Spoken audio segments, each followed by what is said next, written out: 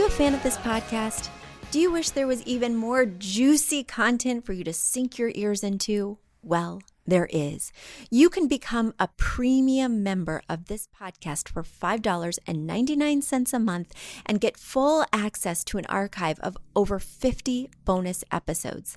Additionally, we release a bonus episode every single month. That's a ton of extra content, including my personal interior design diaries, extra tips, my talking about trends, and so much more.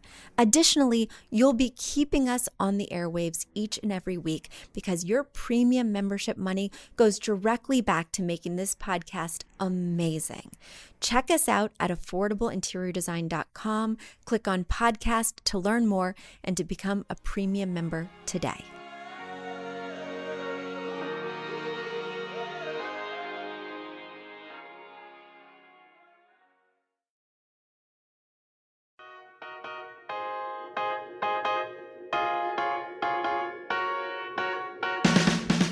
You don't need a high-end designer or a lot of money to get a luxe look. Be your own interior designer. This is Affordable Interior Design, the podcast. Here's your host, Betsy Helmuth. Hi, everybody. I hope you're doing well, staying safe. We're slowly beginning to reopen over here, and it's strange. What will the world look like when we're back? If you're wondering the same thing, you will not want to miss out on my bonus episode this month, where I explore what my predictions are for the interior design industry. I have already noticed a big shift at Affordable Interior Design, some shifts that have really surprised me. I'm getting a lot of questions from clients, future clients, as well as past clients, asking me, are these things still going to be available? Are people still shipping? What's happening right now? And I'm excited to update you guys because is anybody else a big fan of those Cuomo updates? Andrew Cuomo, the governor of New York, updates us every day with the latest. And I find myself waiting for his updates, watching those Facebook Lives like they are a lifeline for me. I block out that time every day and it's different every day. So I wait on his Facebook feed to see when he's going to go live. I make sure to schedule my homeschooling around it so my kids are having free play at that time and I can go out to the backyard and sit on the furniture and just get in my zone, or I can be making their lunch at that time or having brunch at that time. I even listen on the weekends, yes. And I find it to be so calming and reassuring, not only to have somebody who's continuing with some kind of consistency during this very uncertain time, but also to have somebody who's forward thinking, staying in the present, telling us what's happening right now, but looking to the future and saying, this is what I think is going to happen. Based on the numbers, this is what shows is going to happen. I know that you guys are listening internationally, and in some places you're way ahead of where we are here in the States and in New York. And in some places you're a little bit behind. Maybe you haven't hit your peak. Maybe you're not yet flattening your curve. Maybe you're still being hit pretty hard by this virus. But I think we're all being hit hard emotionally. And I know some industries are being hit pretty hard, and the interior design business is one of them. So if you want to hear that bonus episode where I set forth my predictions, things that I'm seeing right now as well, you will want to become a premium member. It's also the best way to show your support for this show. You can head over to affordableinteriordesign.com/podcast. Once again, affordableinteriordesign/podcast. And you can learn more about becoming a member for as little as $5.99 a month. I would really appreciate it. All right, guys, the one thing that is consistent and that I look forward to every week is answering your questions, and more of them keep pouring in, which I really appreciate. My first one today comes from Meghan. Meghan writes, "Hi, Betsy. Here is my question. To drape or not to drape? I have never thought my living room needed drapes as I was going for a bright, airy feel. And once I read that Vicente Woolf doesn't do drapes on air rooms. However, Since listening to your podcast, I'm beginning to wonder if it would add texture and perhaps color, I'm saying nervously. Don't get me wrong, I love color. Just look at my rug and my inspiration piece over the dining table and my royal blue couch. However, I feel a little maxed out on color, to be honest. I'm looking to add some more color punches in the form of throw pillows. And with the walnut being much longer than the window and 2 pieces of furniture flanking it, do I even have enough room for drapes? If so, would you go for golden yellow or off-white? My 60-30-10 is white, royal blue, and golden yellow. Overall, my 2 words are funky farmhouse. But here's the thing, I adore mid-century pieces. This is kind of another question in and of itself, but I'm going to ask it here anyway. How can I combine the 2? Do they work together? For example, my couch is in an otherwise fairly rustic room. The brown couch is going to be a place filler until we can afford this new one. We have a long list of plans, but we must pace ourselves. Does this couch work with the style of the space? I know you're feeling on leather, but I am completely obsessed with the style, the color, and the price. All right, so let me get to these questions before I move on to your next set of questions. Okay, so you're asking me about drapes. Drapes are an architectural addition. In other words, you have to check with the architecture of your space to see if it is appropriate, to see if it's innately a part of that architecture's landscape. Now, your home does not particularly, as I'm peeking inside, tell me what style of architecture it is externally. I can't tell if it's an older style home. I'm really not seeing many moldings. There is a baseboard molding, but there's no crown at the top. Everything seems fairly open and contemporary.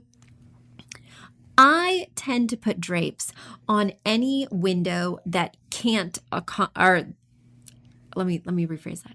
I put drapes on any window where it can accommodate them and where there's not a reason not to.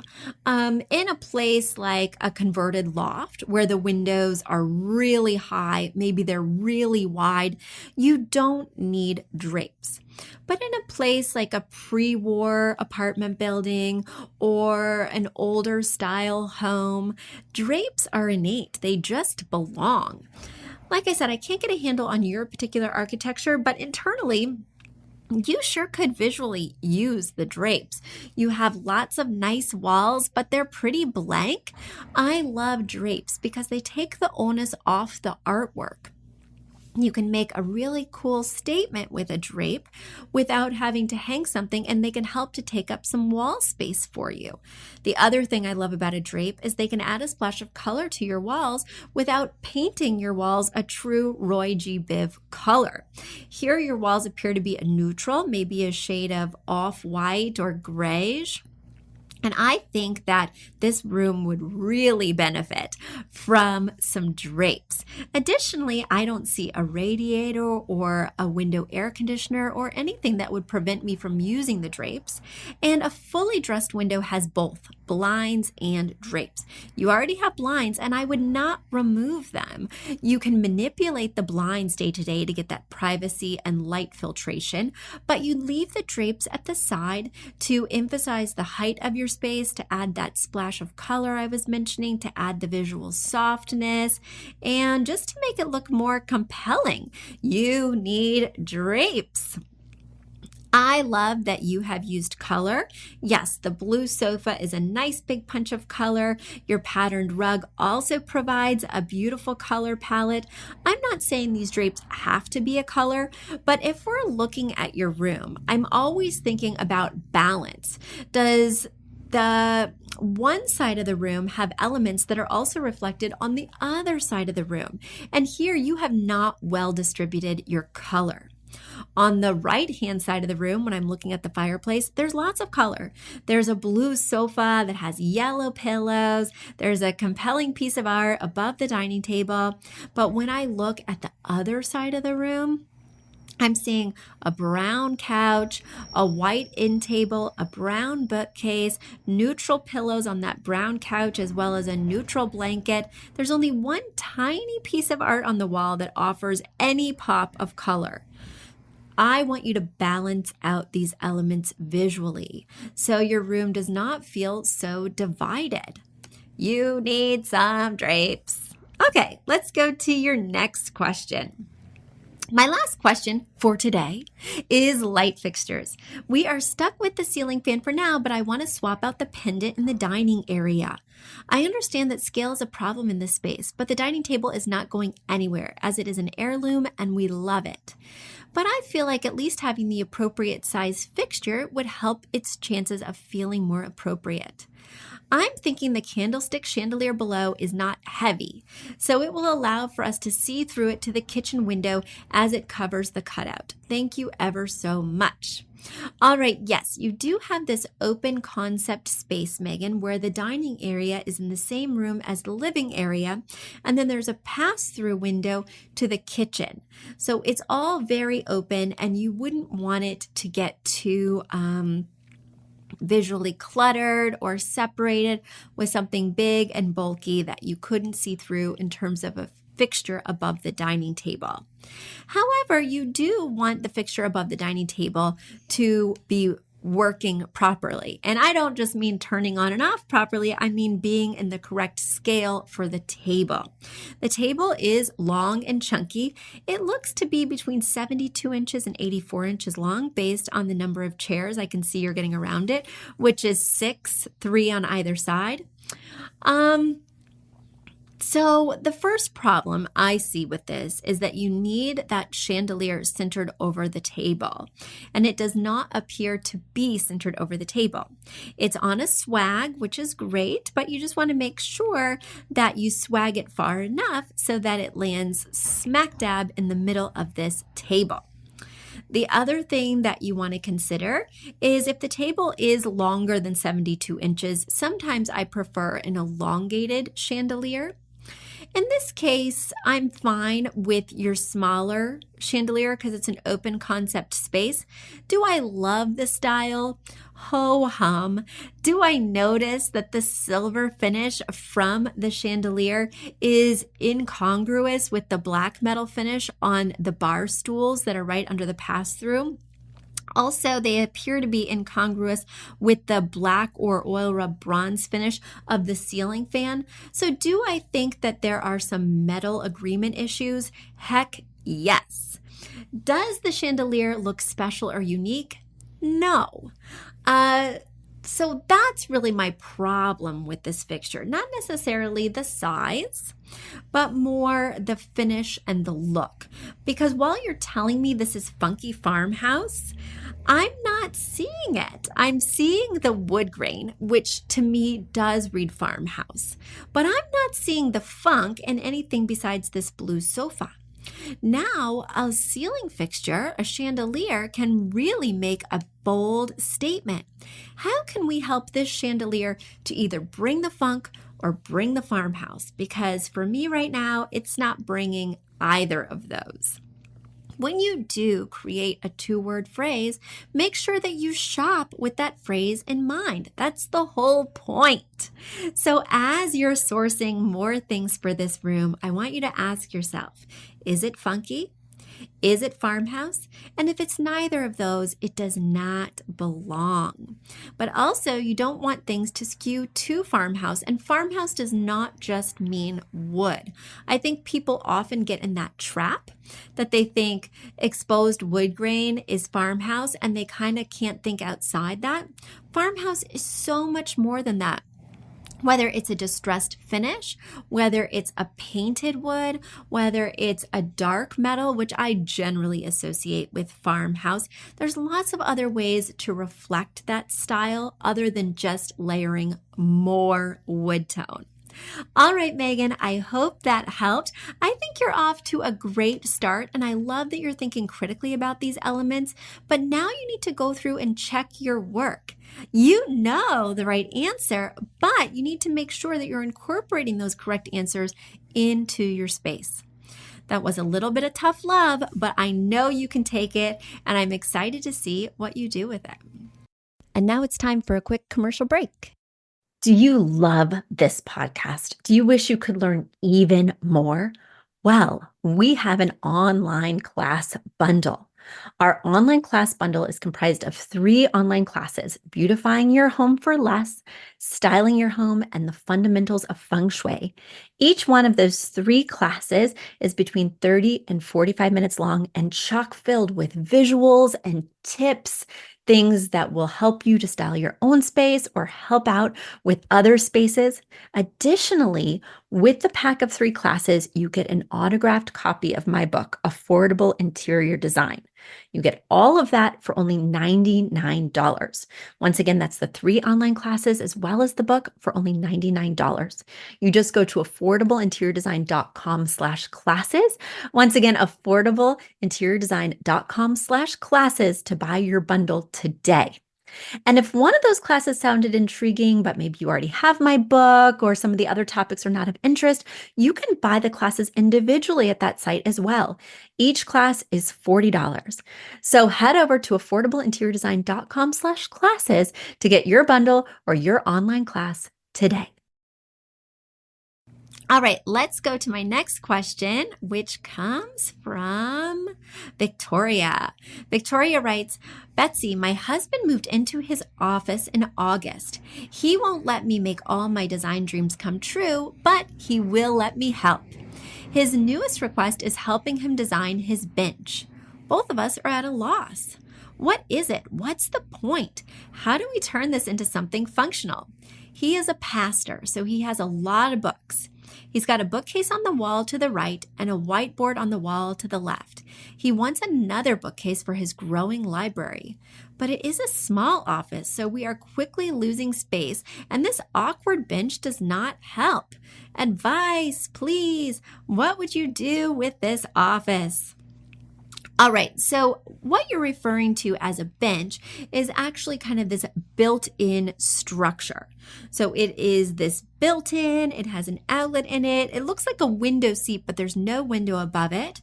And, the bench itself, I'm going to call it a window seat or a banquette. I think I'd rather call it a banquette, frankly, is about 18 inches high, the height of a seat or a typical bench. It looks to be about 18 inches deep, but then there's a chair molding or a piece of molding that's at about 3 feet high, and that's when the ceiling begins to slope at an angle. I feel like this bench or banquette or whatever you want to call it is probably concealing something inside that is structural. I'm thinking that it was not just put here for decorative purposes because it's so arbitrary. Like, who wants to sit there, especially with the angled ceiling right above your head? Most of us would not even fit in that little nook. So I'm thinking that there must be a different reason of why they've built it out this way. If there is not a different reason why they built it out this way, you just need to demo this weird thing, because not only have they built it in a very awkward location that appears to serve no real function, but also they have put lipstick on this little piggy by adding lots of molding to its edges, which makes it look more conspicuous. It's almost like this white outline around this awkward thing. And it really serves only as a clutter shelf, right? A place for him to put things, but not to actually create any systems. It's just kind of like a window ledge that's deep. People just feel really drawn to cluttering it up with, say, pictures or tchotchkes, but it doesn't serve any real function.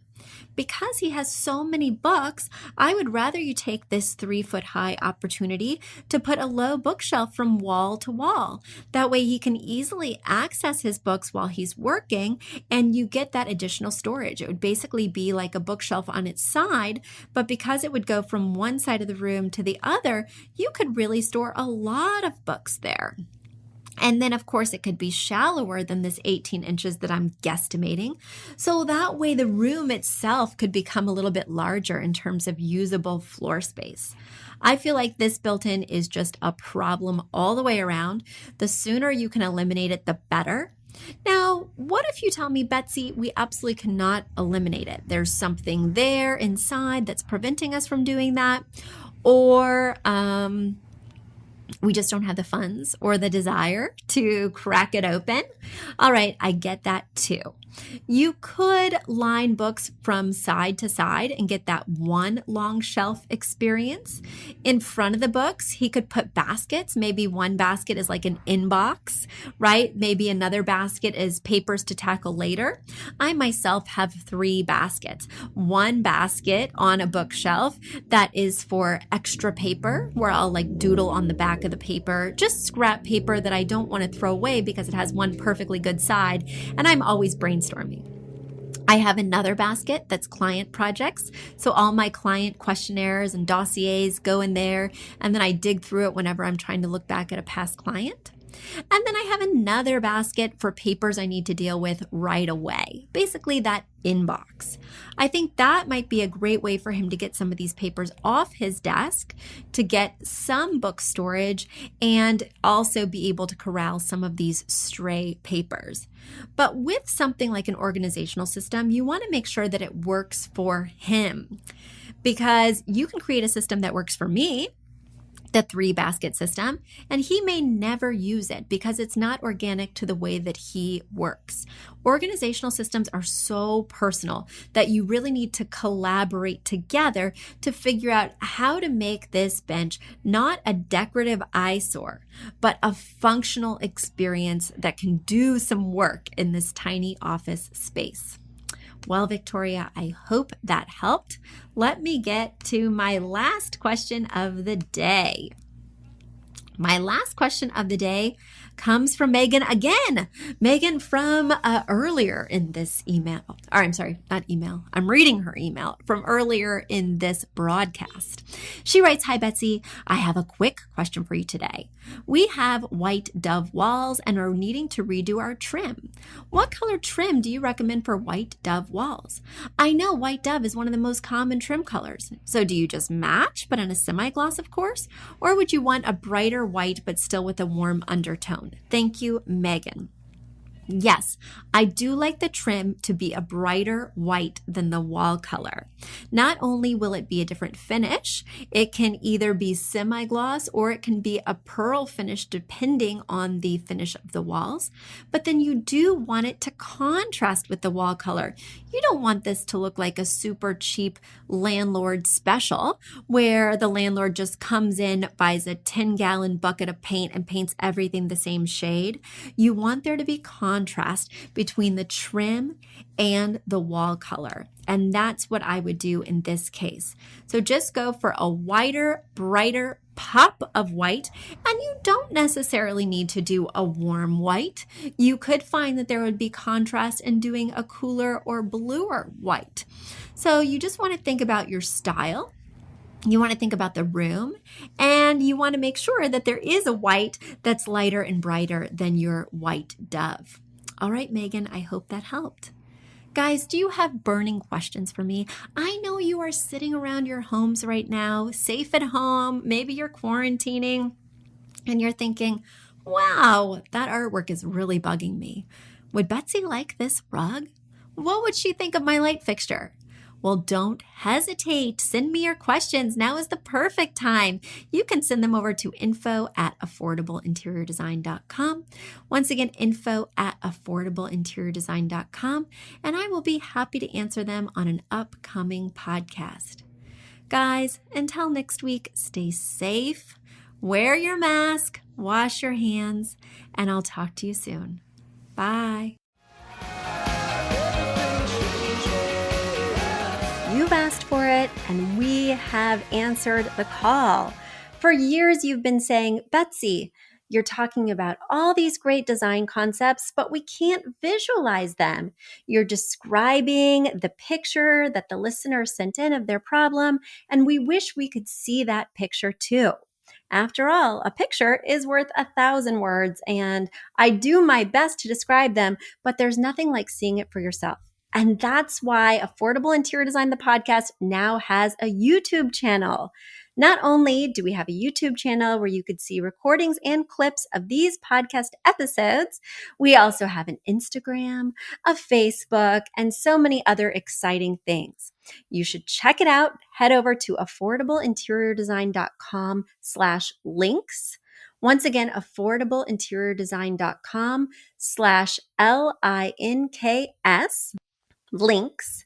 And when you go there, you will see links to our YouTube page, our Instagram page, our Facebook page, and more. Please check it out, follow and subscribe so you can see everything I'm talking about.